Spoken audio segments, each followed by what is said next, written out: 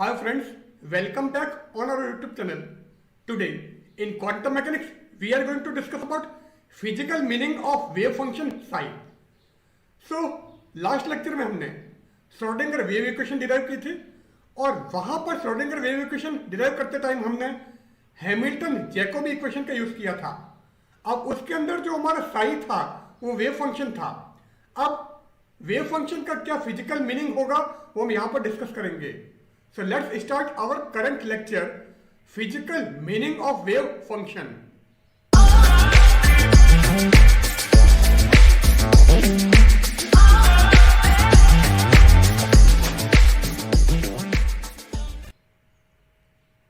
So here we will discuss about physical meaning of wave function psi and also about algebra of psi.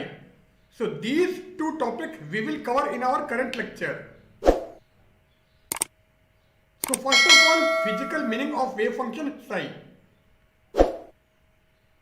So psi का क्या physical meaning है? According to postulate of the quantum mechanical laws of motion applicable to microparticles, the number of particles coming at T2 in volume element D3R containing Q from various sources. अब हमने postulates for quantum mechanical laws of motion micro particle के लिए जो applicable हैं वो पहले discuss किए हुए हैं। हैमिल्टन प्रिंसिपल जब हमने डिस्कस किया था उसके अंदर हमने ये पोस्टुलेट डिस्कस की थी। उस लेक्चर का लिंक डिस्क्रिप्शन बॉक्स में अवेलेबल है, तो वहां से उसको देख सकते हो। So quantum mechanical laws of motion जो कि माइक्रो पार्टिकल के लिए एप्लीकेबल है उसकी पोस्टुलेट के according the number of particles coming at T2 in volume element D3 are containing Q from various sources. Various sources से D3R वॉल्यूम में T2 time पर जो नंबर ऑफ पार्टिकल्स पहुंच रहे हैं और D3R के अंदर हमारा पॉइंट Q लोकेशन Q भी इंक्लूड है। सो डिफरेंट सोर्सेस से D3R वॉल्यूम में, और D3R वॉल्यूम एलिमेंट वो वॉल्यूम एलिमेंट है जिसमें हमारी लोकेशन Q भी इंक्लूड है। T2 टाइम पर जो नंबर ऑफ पार्टिकल्स पहुंचेंगे उनकी वैल्यू क्या होगी? dN is directly proportional to magnitude of psi square the total number of particles in the volume V। अब ये जो हमारे नंबर ऑफ पार्टिकल्स हैं ये वॉल्यूम एलिमेंट D3R में है। सो अगर हम वॉल्यूम V में टोटल नंबर ऑफ पार्टिकल्स लें तो वो क्या होगा? n is equal to a norm psi square. See हमारे टोटल नंबर ऑफ पार्टिकल्स हैं।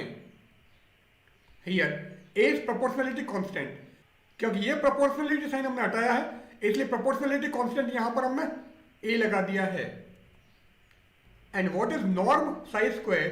Norm psi square equal to limit v tends to infinitive volume integration magnitude of psi square D3R, और यहां पर हमने v टेंड्स टू इंफिनिटिव लिया है but v never be infinitive. So here v not equal to infinitive but it is very large, so psi tends to 0 outside v। So v infinitive नहीं होगा पर v बहुत बड़ी quantity होगी जिससे कि v के बाहर अगर आप जाते हो तो साई की वैल्यू हमारी 0 की तरफ अप्रोच करेगी या साई की वैल्यू 0 होगी। We define psi such that a equal to n। अब साई को कैसे डिफाइन करोगे? साई को आपको इस तरह से डिफाइन करना है कि a की वैल्यू हमारी n है and n equal to a norm of psi square हमने निकाला था। अब अगर हम इस a की जगह n लिखें then n equal to n norm of psi square, so n से n कैंसिल हो जाएगा। It means norm of psi square equal to 1. अब norm of psi square equal to 1 है, ये क्या शो कर रहा है? 1 का मतलब 100%. This equation shows that the probability of finding a particle in the volume is 100%. तो जो हमारा वॉल्यूम V है उसमें पार्टिकल के मिलने की जो प्रोबेबिलिटी है वो 100% होगी। इसका मतलब डेफिनेटली वो पार्टिकल उस वॉल्यूम में लाई करेगा या एग्जिस्ट करेगा। Since psi is not equal to 0, it means the particle is definitely found somewhere in volume V. अब यहाँ पर psi 0 नहीं है, और psi 0 नहीं है इसका मतलब ये है कि जो आपका वॉल्यूम V है उसमें कहीं ना कहीं डेफिनेटली आपका पार्टिकल एग्जिस्ट करेगा. Magnitude of psi square d3r represents the probability of finding the particle in the volume d3r. So volume element d3r में पार्टिकल के मिलने की जो प्रोबेबिलिटी है वो हम इससे डिफाइन करते हैं. And the magnitude of psi square is probability density. Also, n magnitude of psi square represents the number of particle in a unit volume containing the point q. So unit volume में जिसमें point हमारा q exist कर रहा है उसमें number of particles क्या होंगे, n magnitude of psi square, and magnitude of psi square is actually probability density. In the same way, magnitude of psi p square d3r represents the probability of finding a particle in d3r at time t2 whose source is p. अब अगर हम इसकी बात करें तो ये क्या represent करता है, d3r में टाइम t2 पर पार्टिकल के मिलने की प्रोबेबिलिटी जिसका सोर्स p है वो हमारा ये है. And integration of magnitude of psi p square d3r is the probability that the particle is found somewhere in volume V. So volume V में कहीं पर भी पार्टिकल अगर है तो उसकी प्रोबेबिलिटी हम इस फॉर्मूले से देते हैं.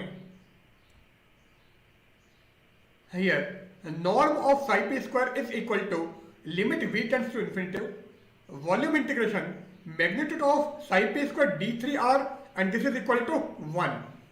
क्योंकि norm of psi p square 1 आ रहा है, it means the probability of finding the particle in volume V is 100%. Also, np equal to np norm of psi p square. Here np represents the number of particles in the volume V having source at p. So volume V में number of particles जो पहुंच रहे हैं जिसका source P है वो हमारा NP है. Experiments show that the distribution of the particles in V originating from P is affected by the presence of the other sources. अब एक्सपेरिमेंट से हमने ये देखा है कि वॉल्यूम V में वो पार्टिकल जिनका सोर्स P है उनका डिस्ट्रीब्यूशन दूसरे सोर्सेज के जो पार्टिकल हैं उनके प्रेजेंस से अफेक्टेड होता है. इसका मतलब अगर दूसरे सोर्सेज एग्जिस्ट करेंगे तो वॉल्यूम V में ओरिजिन P से ये सोर्स P वाले जो पार्टिकल पहुंचेंगे उनका डिस्ट्रीब्यूशन हमारा अफेक्टेड होगा, प्रभावित होगा. अब हमने कहा है कि अदर सोर्सेज भी पार्टिकल के नंबर को या डिस्ट्रीब्यूशन को प्रभावित करेंगे, इसलिए यहां पर हमारा नॉट इक्वल टू साइन आया है. So magnitude of psi p square d3r represents the probability for the particle from P to be found at T2 in d3r only when there is no other coherent sources present. अब इसका मतलब ये क्या represent कर रहा है, ये d3r में टाइम t2 पर वो पार्टिकल जिनका सोर्स P है उनकी प्रोबेबिलिटी रिप्रेजेंट करेगा अगर वहां पर कोई भी दूसरा कोहेरेंट सोर्स प्रेजेंट नहीं है. क्योंकि कोई दूसरा कोहेरेंट सोर्स अगर प्रेजेंट होगा तो ये जो हमारी प्रोबेबिलिटी है इसको ये अफेक्ट करेगा, प्रभावित करेगा. Now, norm of psi p square is equal to limit V tends to infinity volume integration magnitude of psi p square d3r equal to 1 and np is this one. These equations are valid whether there are other sources or not. तो ये जो हमारी दो equation हैं ये हर condition में valid होंगी, चाहे दूसरा सोर्स एग्जिस्ट करता हो या दूसरा सोर्स एग्जिस्ट नहीं करता हो। Therefore total number of particles in volume we, so volume we में अगर टोटल नंबर ऑफ पार्टिकल्स निकालोगे तो वो क्या आएगा, n equal to sigma p n p and n norm of psi square is equal to sigma p n p norm of psi p square. Now from here norm of psi square is sigma p np upon n norm of psi p square। तो हमने इस n को नीचे transfer कर दिया और हमको ये इक्वेशन मिल गई।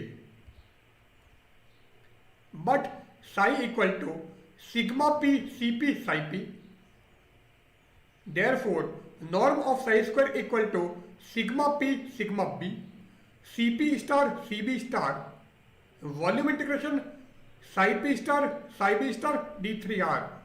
और यहां पर ये जो हमने b दिखाया है b is actually other source, क्योंकि साई हमारा ये था इसलिए नॉर्म साई स्क्वायर हमारा ये होगा।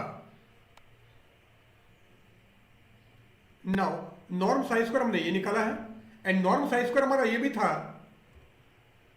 From these two equations we get, so अगर हम इन दोनों इक्वेशन को कंपेयर करें तो हमको क्या मिलेगा, magnitude of Cp square equal to Np upon N and volume integration psi p star d3r equal to delta pb, and this delta is our Kronecker delta function. If p equal to b then its value will be 1 and if p is not equal to b means दूसरा source भी हमारा exist कर रहा है then this will be 0। now n हमारा ये है and साथ में हमने यहां पर magnitude of Cp square equal to Np upon n निकाला है। So from these two equations we get, so अगर हम इन दोनों इक्वेशन को लें तो हमको क्या मिलेगा, sigma p magnitude of Cp square equal to 1 and this expression is just equivalent to norm of psi square equal to 1। So this is just another expression of this one। तो जैसे हमने ये लिखा था उसी टाइप से हमने ये लिख दिया है, तो लिखने का केवल तरीका चेंज हुआ है जबकि अर्थ दोनों का सेम है। Now algebra of wave function psi, if psi p and psi q are two wave functions then, अब एक वेव फंक्शन में साई पी लिया है, दूसरा वेव फंक्शन हमारा साई पी है। सो साई किन एल्जेब्रा को फॉलो करेगा, norm of sigma p c p psi p square equal to sigma p norm of c p psi p square. Psi p psi q equal to integration of psi p star psi q d3r, psi p psi q equal to psi q psi p whole star,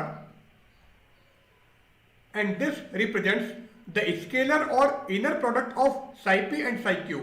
so psi p and psi q का अगर आपको scalar product लिखना हो या inner product लिखना हो तो हमारा ये पैटर्न है। Also psi p comma c q psi q is equal to c q psi p comma psi q। Also psi p comma psi q plus psi r is equal to psi p comma psi q plus psi p comma psi r। Also norm of psi p square is greater than equal to 0। अब equality sign कब आएगा, here equality sign holds good only when psi p equal to 0 और psi p is a null function.